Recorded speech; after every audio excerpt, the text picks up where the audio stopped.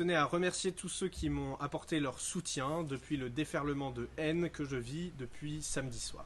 Je comptabilise près de 40 000 messages d'insultes et de menaces, dont près de 3 000 en privé. Tout cela parce qu'une armée de petites racailles ne supporte pas que l'on prenne la défense de policiers injustement accusés de bavure. Non, vous n'êtes pas victime de violences policières lorsque vous sortez à 23 h faire l'abruti sur votre motocross à pleine vitesse, sans casque, en période de confinement. Non, vous n'êtes pas une pauvre petite victime innocente lorsque vous êtes condamné 18 fois pour vol en réunion, agression sexuelle, trafic de stupéfiants, et que vous êtes sous le coup d'un contrôle judiciaire pour des menaces de mort, comme c'était le cas de ce pilote. Au contraire, vous êtes protégé par un pouvoir politique qui donne à la justice des consignes de laxisme alors qu'elle est sans pitié avec le français moyen. Le français moyen, c'est celui qui n'a pas le droit de se plaindre ni de se cacher derrière une origine étrangère pour obtenir une victimisation synonyme d'irresponsabilité et d'impunité permanente, même au bout de la 115e deuxième chance. On ne vous entend pas quand des migrants islamistes massacrent des Français.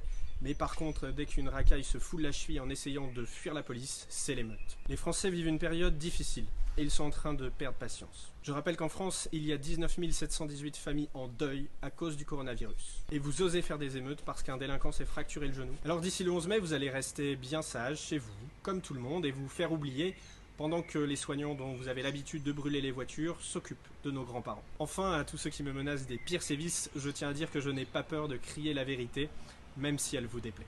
Merci aux policiers, merci aux soignants, à bientôt.